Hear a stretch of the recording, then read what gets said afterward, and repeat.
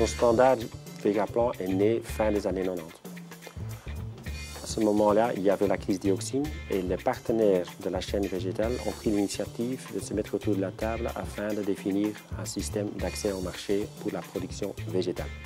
Ce qui est très important, c'est que l'évolution dans le standard Vegaplan est le résultat d'une négociation entre les maillons concernés, notamment entre le maillon agricole et le maillon de la transformation. C'est donc le résultat d'une négociation interprofessionnelle. Ce sont les agriculteurs et le maillon de la transformation, donc le producteur, les transformateurs de betteraves sucrières, des pommes de terre, des légumes industriels, etc., etc.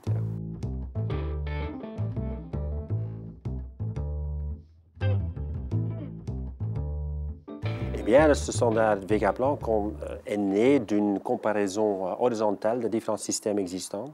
On a sorti tous les aspects légaux, on a sorti tous les aspects extra-légaux et on a convenu entre partenaires les éléments clés qui doivent figurer dans un système d'accès au marché.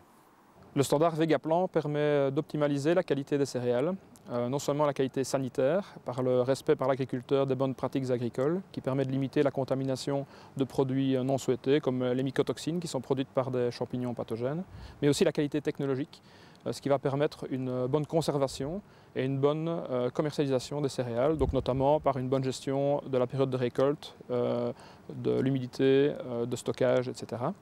Le système Vegaplan offre une garantie quant à la manière de produire les pommes de terre. Cela nous permet de vérifier les intrants nécessaires à la culture, par exemple tout ce qui concerne les doses phyto, l'épandage des engrais, etc. Il est essentiel que la chaîne alimentaire ait confiance dans les produits produits par mes membres.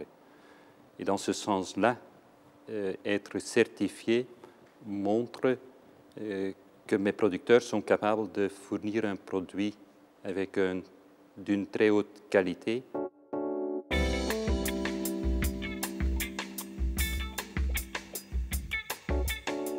L'accès au marché implique que le système doit être réalisable, faisable, payable pour chaque agriculteur. Nous avons investi beaucoup à réaliser cette simplification administrative, à limiter le nombre d'audits, à combiner les audits, à trouver le one-stop audit, comme on dit, que pendant une visite, on peut obtenir différents certificats. Donc, et ça à un prix très réduit.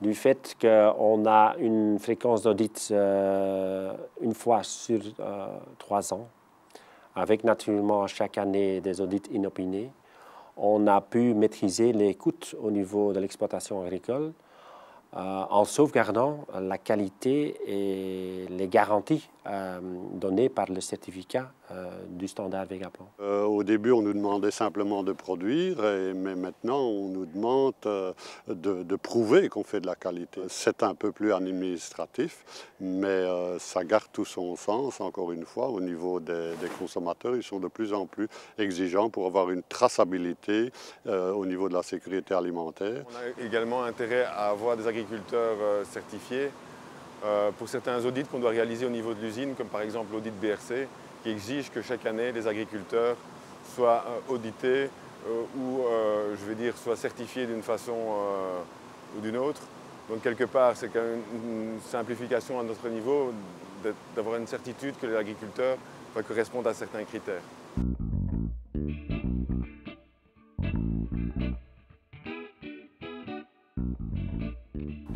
À côté de sa mission de développement du standard, développement de nouvelles exigences, etc., le secrétariat de Vegaplan a une très grande mission au niveau de la communication et la formation des différents participants. Communication, naturellement, chaque nouvelle exigence, chaque adaptation, il faut le communiquer à tous les différents participants de ce système. Une fois communiqué, il faut aussi investir davantage dans la formation des différents participants. De nouveau, former les agriculteurs, on applique le système train the trainer, informer, former les auditeurs, informer, former des conseillers qui sont sur la route et qui conseillent les agriculteurs. Donc il y a Une deuxième grande mission, c'est vraiment la formation de différents participants. Et en troisième lieu, toutes ces informations, cette communication, on met ensemble dans un site web d'un côté et dans une base de données. Chaque agriculteur est repris dans la base de données Vegaplan et qui comporte le statut de certification de chaque exploitation. Et ça, avec tous les aspects de confidentialité à l'arrière-garde, parce que c'est l'agriculteur lui-même qui définira qui, quand et quoi va pouvoir consulter. Lorsqu'on a un audit, par exemple, comme celui de BRC, on doit pouvoir vérifier si tous nos agriculteurs sont certifiés. Donc le fait d'avoir cette base de données nous permet de consulter en ligne directement si l'agriculteur est toujours en ordre de certification. Et si par malheur il avait eu la visite d'un audit inopiné et que cet audit ne s'était pas bien passé, nous recevons directement un mail, un avertissement pour nous signaler que l'agriculteur ne correspond plus aux critères du standard Vegaplan. Et donc ça nous permet directement d'avoir les mesures qui doivent être prises en conséquence.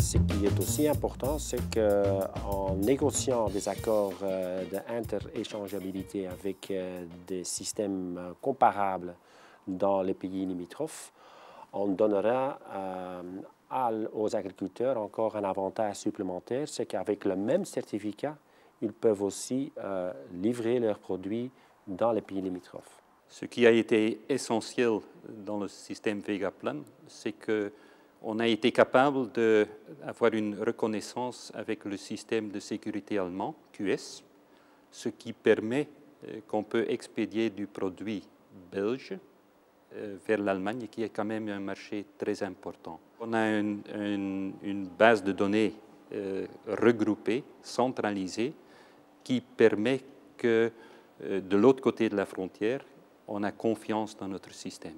Alors pour les fournisseurs étrangers, il y a une reconnaissance mutuelle qui est en place entre, par exemple, la Hollande pour le VVAK et Vegaplan. Et donc les agriculteurs hollandais qui fournissent des légumes chez nous ont les mêmes conditions de reconnaissance qu'un agriculteur belge qui est certifié Vegaplan.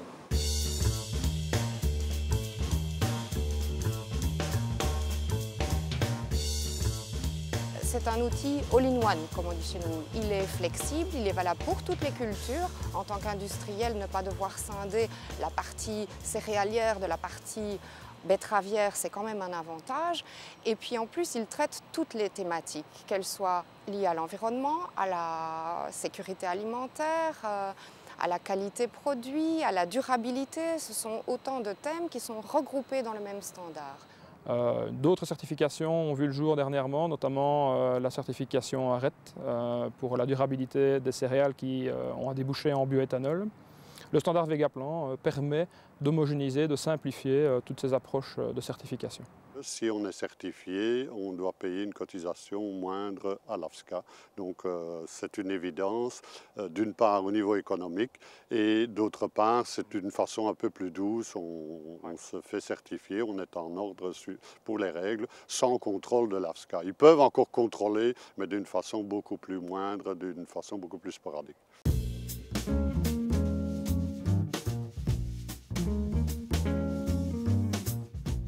Il existe aussi des coproduits issus de la transformation qui sont récupérés en tant qu'alimentation animale. La certification Vegaplan nous offre des garanties quant à la qualité de nos sous-produits. Je pense aux pulpes, aux écumes et aux terres de bassin. De cette manière, nous sommes sûrs de la qualité des produits que nous redistribuons aux fermiers. Nous-mêmes, nous devons être certifiés GMP pour le transport des pulpes. Et il est donc très intéressant d'avoir un produit, une matière première qui soit elle-même, qui réponde elle-même au cahier des charges du certificat Vegaplan. En 2001, les fabricants d'aliments composés ont décidé de créer un système de certification pour les 4 maillons de la filière de l'alimentation animale. Les 4 maillons sont d'une part les producteurs de matières premières, deuxièmement le négoce, troisièmement le transport et quatrièmement ensuite les fabricants d'aliments composés. Disons qu'en 2001, on a certifié toutes les entreprises qui sont actives dans la filière au niveau industriel. Il nous manquait le maillon production primaire et Vegaplan comble cette lacune. Donc la boucle est bouclée. Dans notre système industriel, on a 2000 entreprises qui sont certifiées annuellement et on y ajoute à ce jour toutes les productions et la production primaire.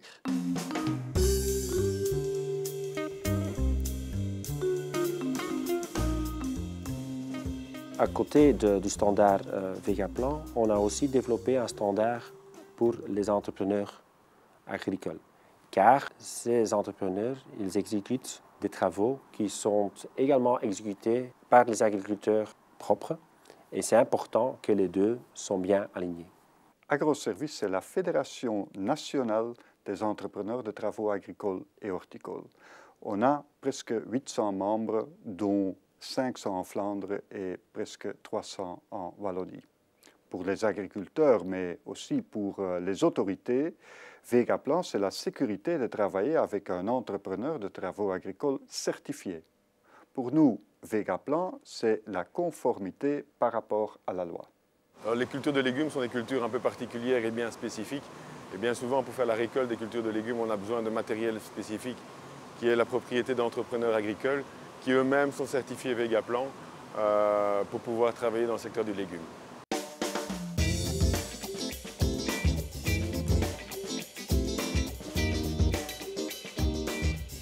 Il y a à ce niveau-là une évolution très importante au niveau des attentes des consommateurs. Nous autres, en tant que responsables du standard Vegaplan, nous avons pris justement l'initiative d'intégrer davantage encore des exigences qui ressortent sur le terme durabilité. Mieux utiliser l'énergie disponible, mieux utiliser l'eau disponible, utiliser moins de pesticides. En fait, la culture raisonnée est une demande de plus en plus de nos acheteurs. Ils nous demandent à remplir de plus en plus de checklists en ce qui concerne la durabilité. Et en fait, on voit que le volet durabilité dans le cahier de charge de Vegaplan est une réponse parfaite à ça. L'intégration de la lutte intégrée dans les bonnes pratiques agricoles doit permettre d'améliorer, d'aller vers une agriculture raisonnée qui répond aux trois attentes, c'est-à-dire d'abord les attentes sociétales par la production de céréales en quantité et en qualité suffisante. Deuxièmement, l'attente environnementale en préservant le milieu exploité par les agriculteurs dont ils ont besoin pour produire ces céréales. Et troisièmement, en maîtrisant la durabilité économique de tout le secteur et notamment des agriculteurs, en leur garantissant de bonnes valorisations pour les céréales qu'ils auront produites. Le fait d'avoir un volet de durabilité dans le standard Vegaplan permet de mettre en évidence toute une série de mesures qui sont déjà prises par nos agriculteurs et permet de valoriser justement tous les efforts qui sont réalisés par les agriculteurs. Donc quelque part, ça nous permettra de mieux valoriser la production de légumes qui est réalisée et d'autre part, ça nous permettra d'avoir une certitude que l'agriculteur correspond à certaines normes.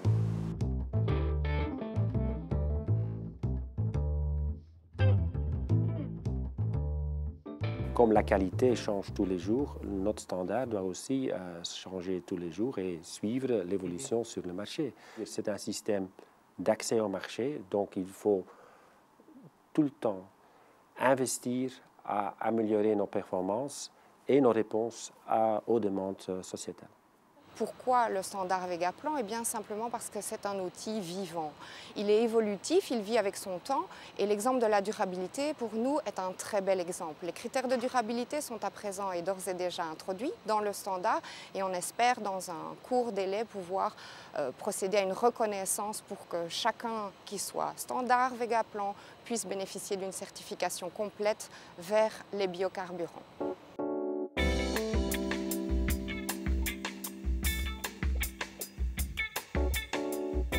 Le secteur agricole, dans son ensemble, on lui demande de prouver qu'il travaille bien. Donc ce certificat est une reconnaissance de la qualité de notre travail au niveau de la sécurité alimentaire, au niveau du respect de l'environnement et au niveau du bien-être animal. Et on y intègre de plus en plus maintenant des facteurs pour la durabilité, que l'on prouve qu'on s'occupe d'une agriculture durable qui sera encore là pour nos enfants demain.